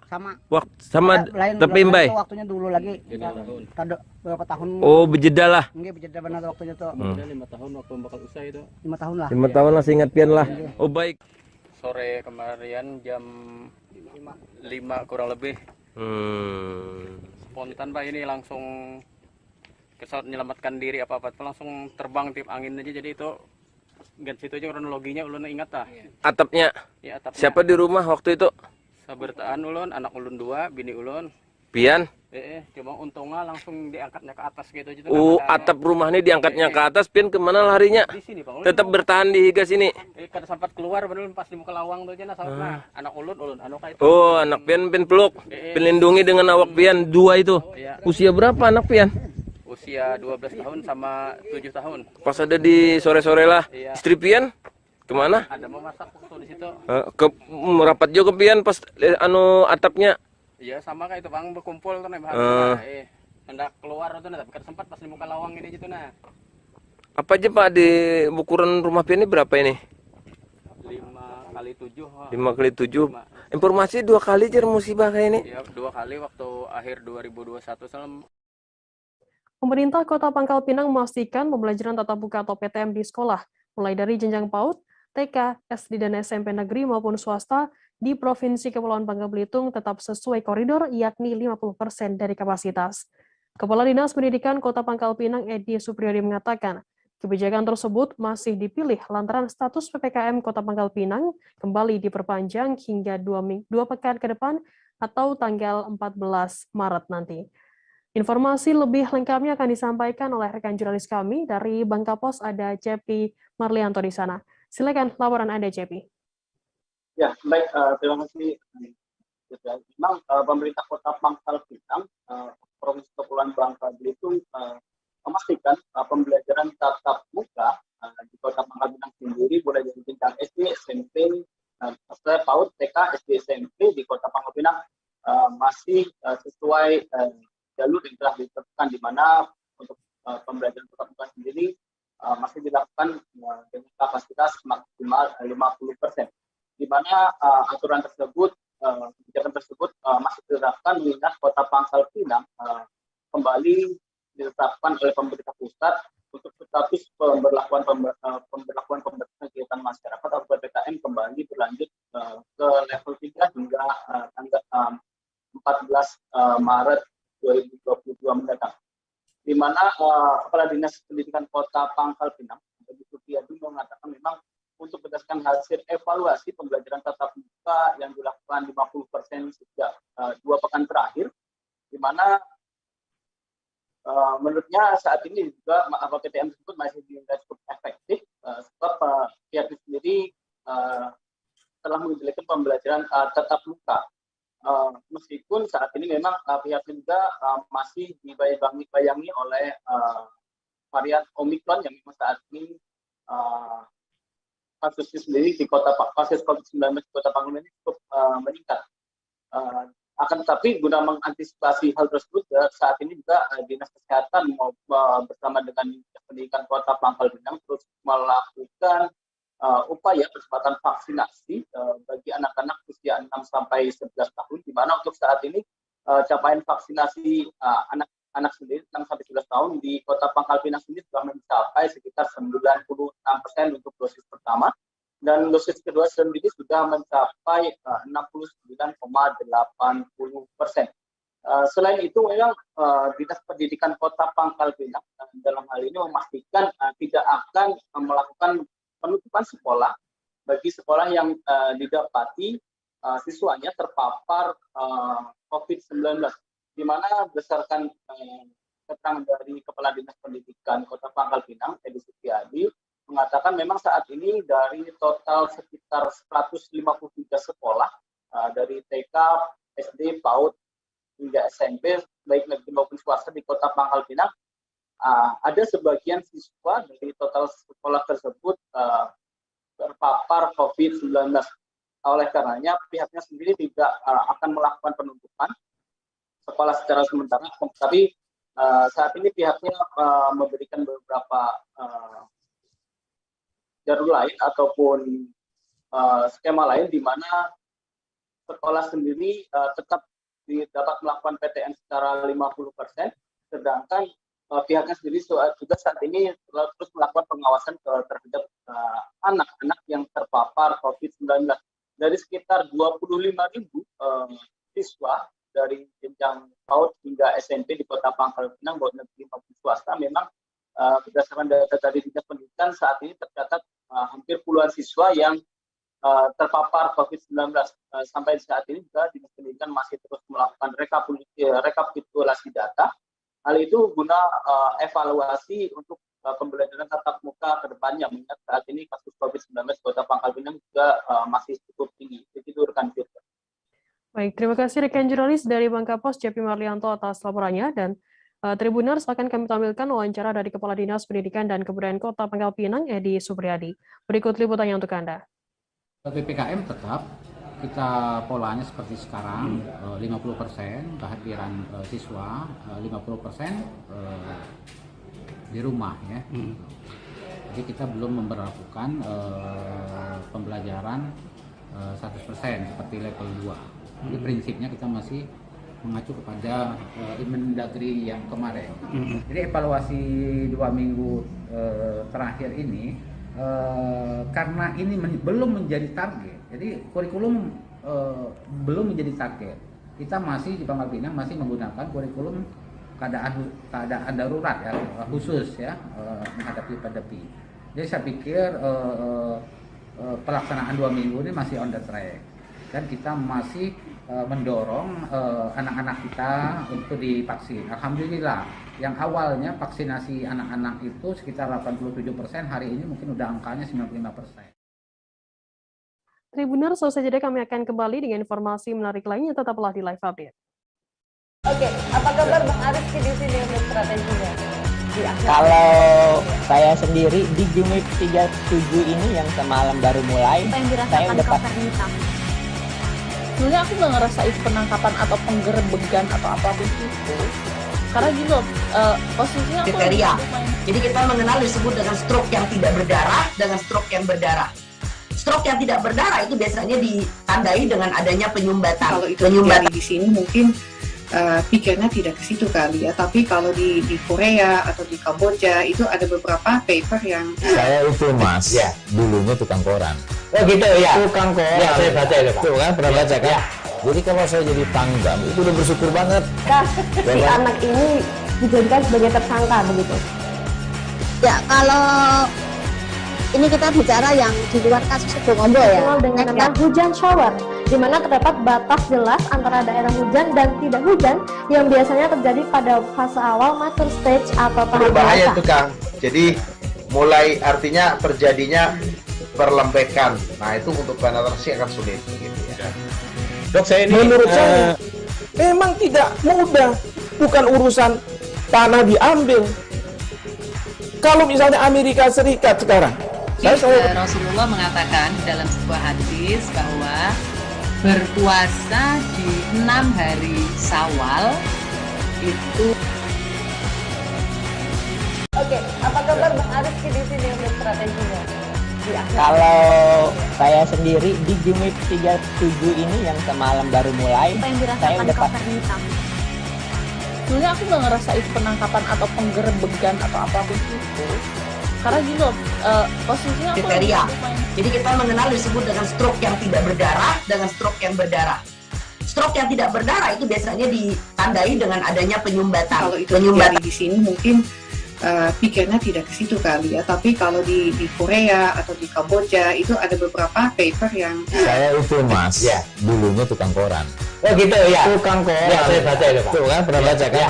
Jadi kalau saya jadi tanggam itu udah bersyukur banget. Si anak ini dijadikan sebagai tersangka begitu. Ya, kalau ini kita bicara yang di luar kasus Bongombo ya. Dikenal dengan nama hujan shower, di mana terdapat batas jelas antara daerah hujan dan tidak hujan yang biasanya terjadi pada fase awal mature stage atau tahap Berbahaya dewasa. itu Kang. Jadi mulai artinya terjadinya perlembekan. Nah itu untuk penetrasi akan sulit. Gitu ya. Dok, saya ini menurut saya memang tidak mudah, bukan urusan tanah diambil. Kalau misalnya Amerika Serikat sekarang, Rasulullah mengatakan dalam sebuah hadis bahwa berpuasa di 6 hari Syawal itu. Oke.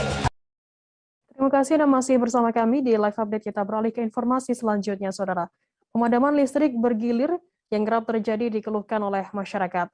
Menyikapi aspirasi masyarakat ini, Dewan Perwakilan Rakyat Daerah Bangka Belitung mengadakan rapat dengar pendapat dengan General Manager PLN Unit Induk Wilayah Bangka Belitung Amris Adnan di ruang Banmus DPRD pada Selasa 1 Maret. Pemanggilan pihak PLN UIW Bangka Belitung ini guna meminta keterangan kondisi terkini masalah kelistrikan di Bangka. Tak hanya itu, dalam rapat dengar pendapat berdurasi sekitar 2 jam tersebut, pihak legislatif mempertanyakan sampai kapan kondisi pemadaman listrik terus berlangsung dan mendesak harus ada solusi.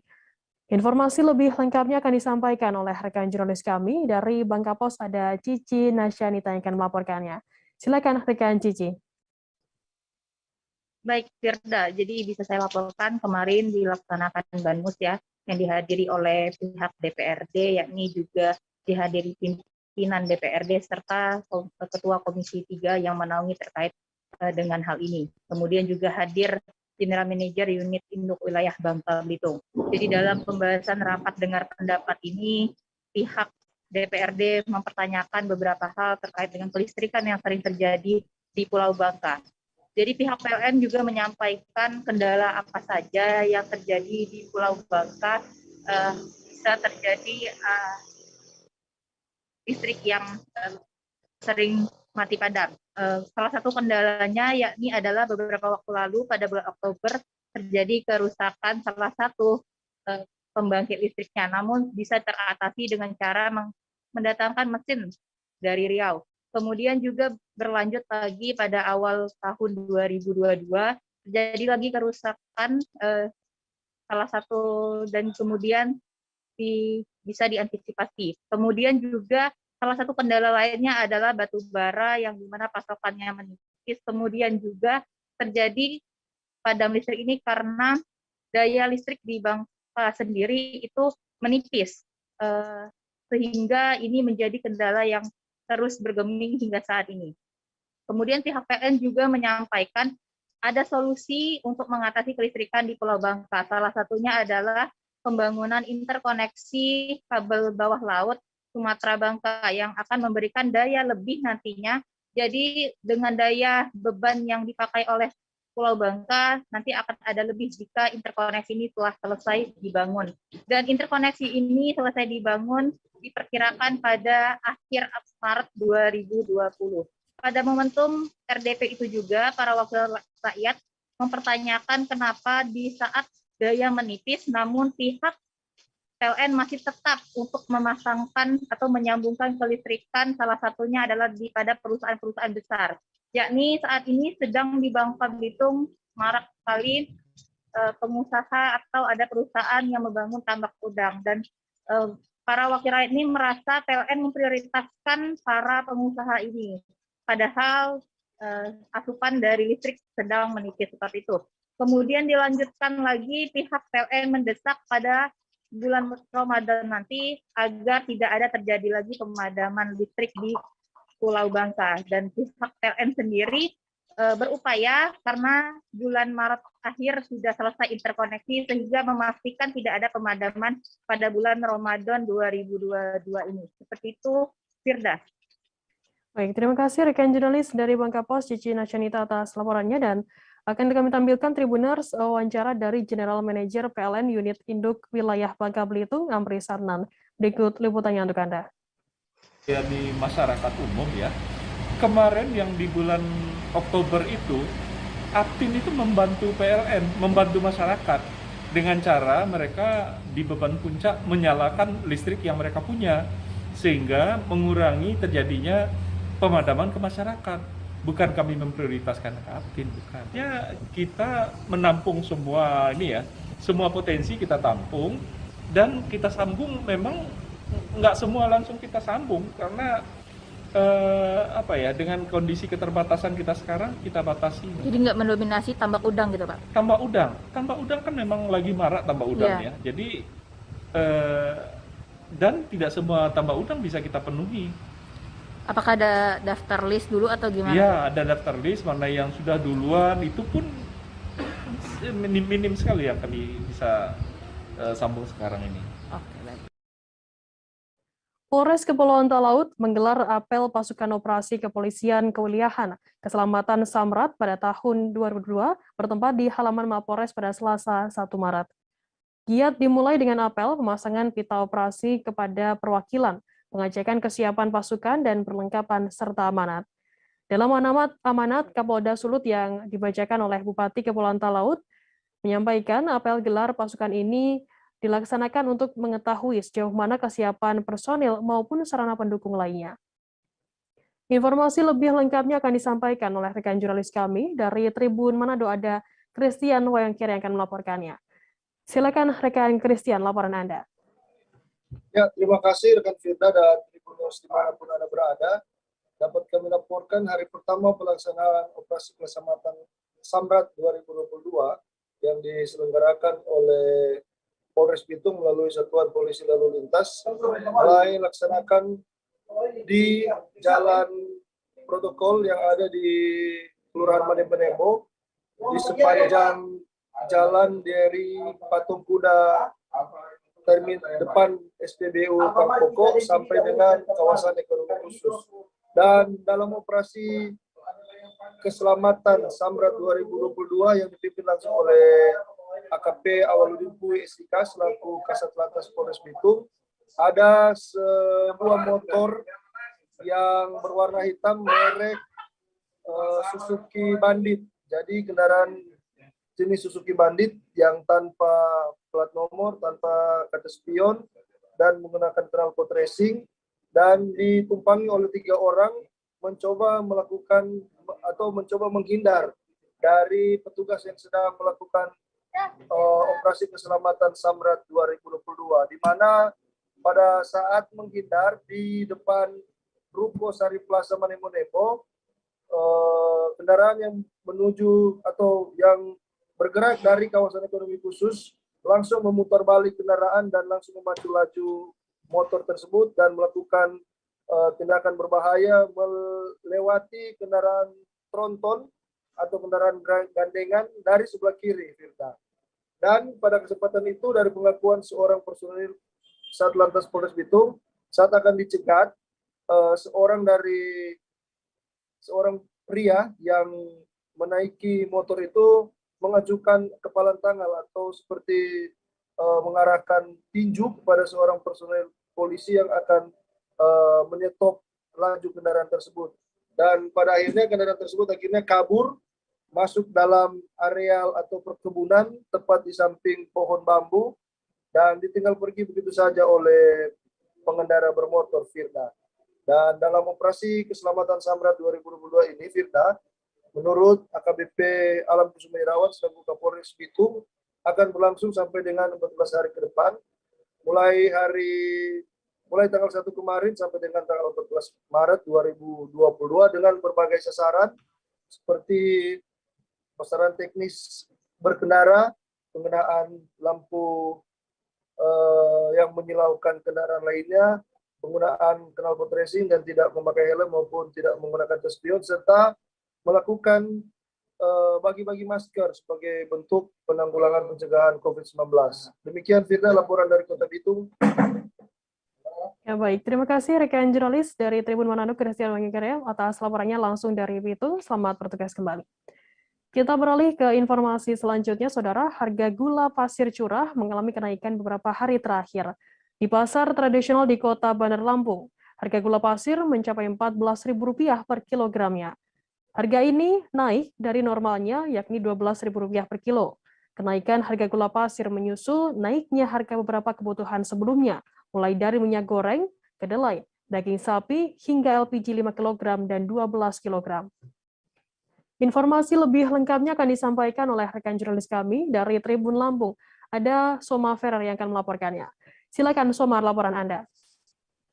Iya, selamat siang Firda, selamat siang Tribuners. Melaporkan dari Bandar Lampung bahwa harga gula saat ini mulai merangkak naik. Hal itu merupakan fenomena yang dinilai terjadi secara tahunan, di mana di masa-masa menjelang ibadah bulan Ramadan. Secara normal, harga gula pasir curah per kilogram di Bandar Lampung biasanya dijual Rp12.000 di tarif pasar tradisional. Terbaru harganya memang saat ini naik Rp2.000 menjadi Rp14.000. Kenaikan dinilai pedagang pasar belum terjadi pada taraf harga puncak. Pedagang menilai harga puncak dari kenaikan gula pasir curah ini akan terjadi di masa-masa pertengahan bulan Ramadan, di mana masyarakat banyak yang menggunakan itu untuk bahan-bahan untuk berbuka puasa dan bahan-bahan untuk mempersiapkan suasana Hari Raya Idul Fitri nantinya. Di mata pembeli, kenaikan 2.000 ini tentu sangat membuat resah, karena memang naiknya belum genap 2.000, masih ada kemungkinan untuk naik lagi. Selain itu juga mata pembeli juga kenaikan beberapa bahan pokok yang secara bersamaan juga terjadi di pasar tradisional Bandar Lampung mengakibatkan harga kebutuhan pokok serasa sangat tinggi saat ini. Seperti kenaikan tabung gas yang terjadi beberapa hari lalu, minyak goreng yang masih langka, dan jika pun ada stok, harganya bisa mencapai Rp20.000 per kilo. Masyarakat meminta kondisi ini agar segera disikapi oleh pemerintah agar nantinya masyarakat bisa lebih tenang, karena memang beberapa waktu terakhir masyarakat untuk kebutuhan dapur merasa sangat minim untuk mencukupinya. Ya, begitu rekan Firda. Baik, terima kasih rekan jurnalis dari Tribun Lampung, Soma Ferrer atas laporannya. Selamat bertugas kembali. Kita beralih ke informasi selanjutnya, Saudara. Event kejuaraan nasional atau Kejurnas Adventure Off-Road Putaran 1 Provinsi Sumatera Selatan akan digelar di Bumi Serepat, Serasan, guna mengenalkan wilayah Kabupaten Penukal Abab Lematang Ilir atau Pali di kancah nasional. Kejuaraan bertaraf National Adventure Off-Road Putaran 1 Sumsel ini akan dihelat tanggal 11 hingga 12 Maret nanti, bertempat di sirkuit Brimob Kecamatan Talang Ubi Pali, Provinsi Sumatera Selatan. Terkini, lokasi sirkuit Brimob kian bersolek jelang menyambut kedatangan para off-roader top tanah air. Untuk mengetahui informasi lebih lengkapnya, saat ini kami sudah tersambung dengan jurnalis dari Sriwijaya Post, ada Raigan yang akan melaporkannya. Silakan rekan Raigan, laporan Anda. Baik, terima kasih rekan Firda. Tribuners, dapat kami sampaikan bahwa Kabupaten Pali dalam waktu dekat akan menjadi tuan rumah untuk event nasional atau Adventure Off-Road 4x4 ya. Berdasarkan dari keterangan pihak panitia lokal atau panitia pelaksananya, Al Happy Kurniawan, bahwa event ini mulanya hanya untuk bagaimana cara mengenalkan wilayah Kabupaten Pali tidak hanya di Sumsel maupun di kancah nasional, karena melalui bidang olahraga ia menilai bahwa bisa membawa selain memperkenalkan nama daerah, juga bisa mengundang para off-roader, dalam hal ini Adventure Off-Road, mengundang para off-roader beken tak hanya di Sumsel maupun nasional, sehingga nantinya sirkuit Brimob ini kian ditata jelang pelaksanaan tanggal 11 sampai 12 Maret nanti.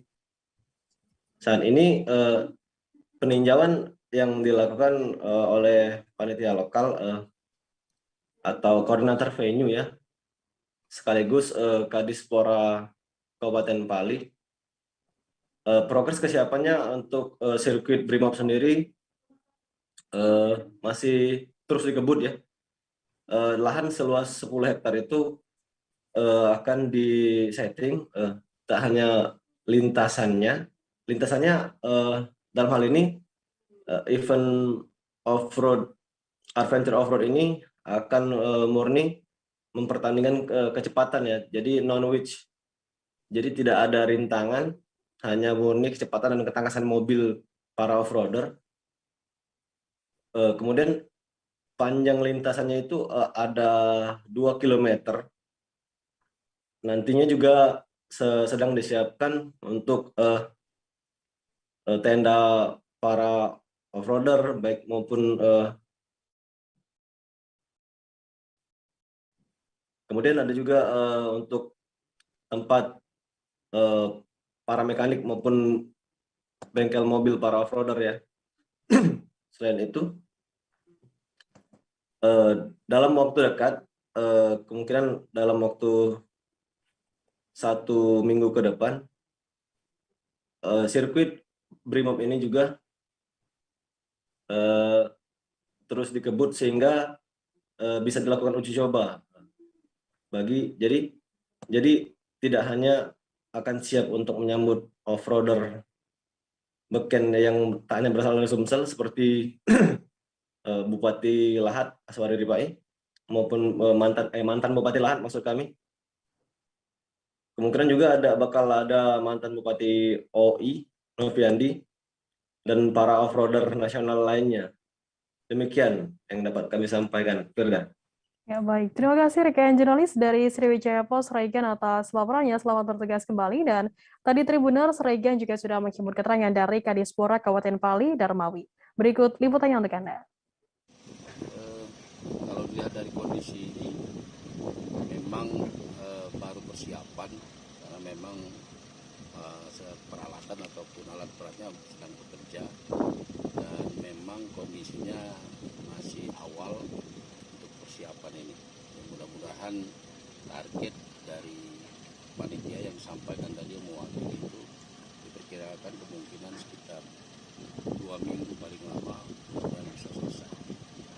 untuk panjang lintasan sendiri Pak, atau rintangan nantinya Pak, kategori apa seperti itu Pak? Kalau perkiraannya panjang lebih kurang 2 km. Itu untuk speed off-road Pak ya? Speed off-road, iya. Karena memang ini kejuaraan nasional dan kita bersyukur bahwa Pali bisa menjadi ditunjuk sebagai tuan rumah dalam kegiatan ini.